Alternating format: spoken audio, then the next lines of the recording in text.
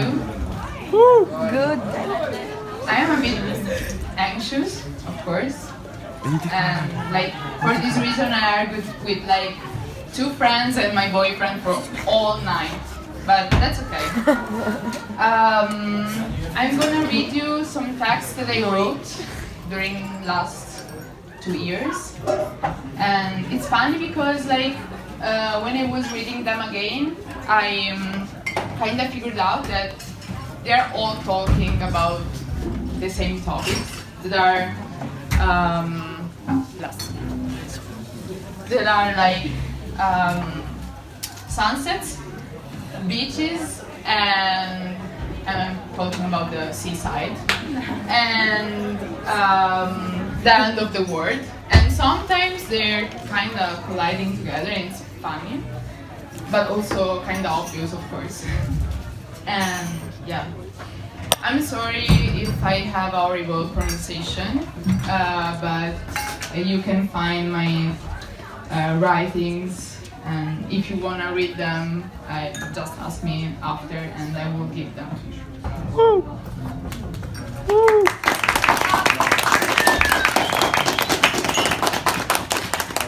This is the first one. Yesterday I woke up, and it was the last day on earth. I put on my boyfriend Gray's sweatshirt and went to pee and brushed my teeth. I drank sparkling water from the bottle next to my bed and hot green tea in the kitchen. I opened the balcony shutters and looked at the sun and the street down below.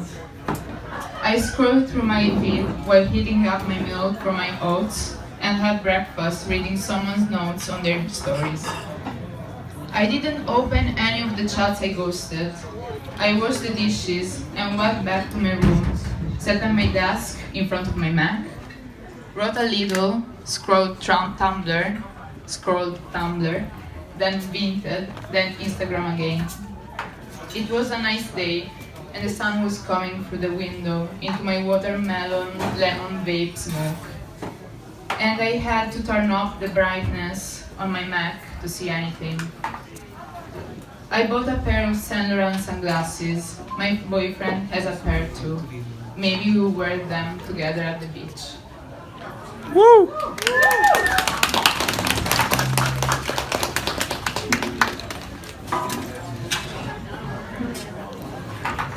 This one, I wrote it when me and my boyfriend, at Fuerteventura. It's kind of funny. Like I saw this thing going on. Two fat millennial ladies walking down La Playa right after their third aperitivo at 7:30 p.m., enjoying their 6-day peace pass, binging on 800 calories piña coladas and sandy tapas. They live in a fancy beige resort. Their skin is beige too, their hair is beige, the beach is beige, and the ocean is bright blue. Same shade as their Xiaomi. 636 inches and 4 cameras lined up like snipers, ready to shoot their white Vans era, slowly sinking into the peeling wet sand that feels more like a Vietnamese swamp. They all look dead in the golden hour. Heaven is a resort full of fat white American tourists.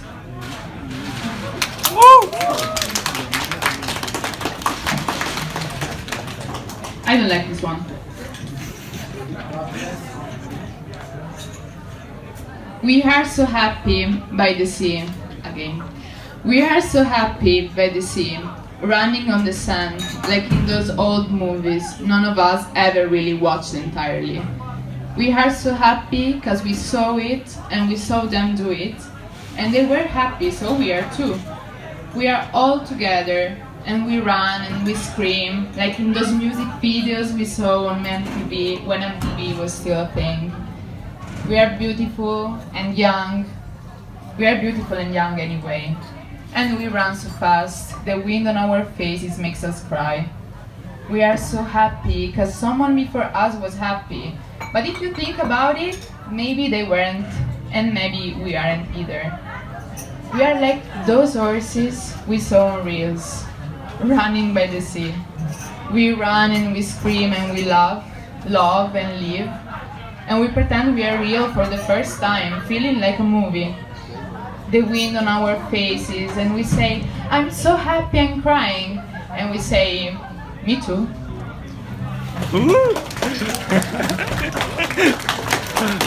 This is kind of short, actually. But I really like this one. The sky at sunset reminds me of your bleached pink hair, and I love them both. I was thinking about a friend actually when I wrote it, and this friend is with us today. This one is always about beaches, but yeah. I walk by the beach. I got my water gun on me and bloody cherry chapstick stains on my white bikini. Summertime sadness victims lie, face down in the sand, defeated by pina colada caloric bombs and salt and lime Corona Molotov. My camo Bluetooth speaker on. I can see the skies burning through my neon orange aviator sunglasses. 1,000 yards staring at the sunset.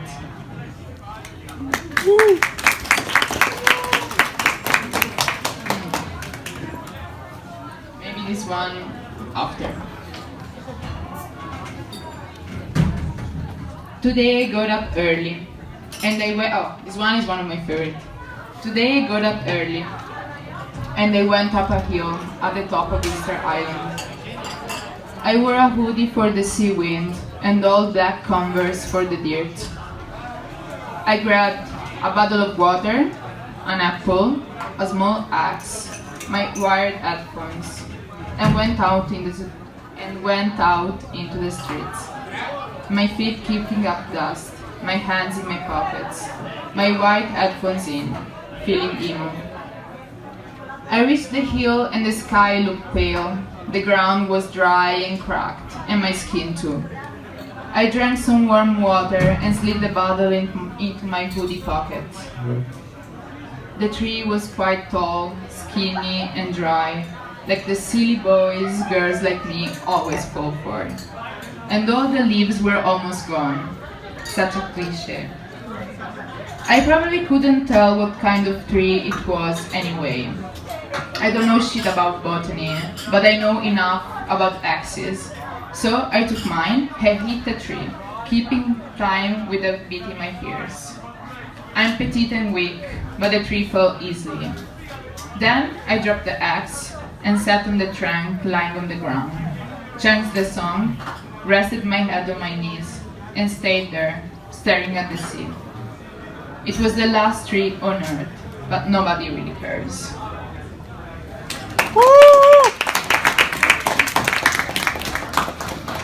Okay, maybe I will read this one after this. I was thinking about infinite things today, and I thought about the sky and the horizon and sunsets. But then I remembered someone once said the horizon isn't infinite, and neither is the sky, and neither am I. And I know I'll end because someone before me died, and because someone before me saw someone else die. And that's why I'm not immortal. But I'm not that yet, and as long as I can still see the horizon with my own eyes, I feel infinite. And maybe that's enough. Maybe that's what it means to be alive. And maybe you and I could live forever, like the sky and the stars, as long as we keep watching them together.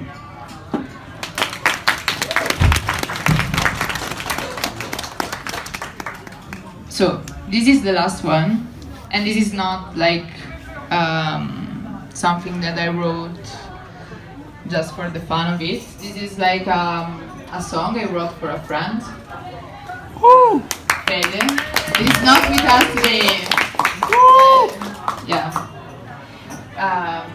The song is called Evergreen Wardrobe, and it's like, I like to call it a nonchalant ghost story.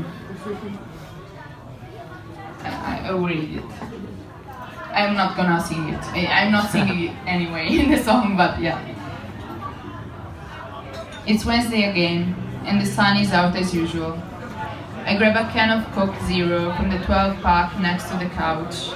God, thank you for sunshine. USA, thank you for my fab drinks. I open the can with my finger, and a chip of turquoise nail polish breaks off my beaten nail and lands on my floral dress, disappearing into the viscous fabric peonies printed by a Vietnamese girl who will never see a blooming field. I'm in the living room, where buildings and street patchwork on the pale wall, camouflaging in shades of white and glass tint. But no wind comes in from the 2D city outside the window. Today it's so hot it feels like autumn never happened. What a sad word. What a no pumpkins, no Halloween, no pumpkin pie word. I'm in the living room. I type autumn on my phone, and the brown leaf emoji pops up on the keyboard. It's Wednesday again, and the sun is out as usual. I remember pumpkins and leaves, and flowers and trees, because my father used to carve wood.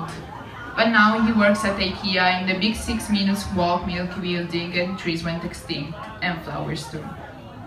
What's left are the glossy cadaveric white IKEA wood furnitures, and me, and my father's toys carved out of IKEA souvenirs. The IKEA pencils robot with 2 small IKEA pencils guns. The blue and yellow 60% recycled polypropylene skin shark. The small gem-stained Swedish paper flax flower clips. They are all lined up, staring at me from their Kallax child prison. I was scared to wear this dress today, but no one even noticed anyway.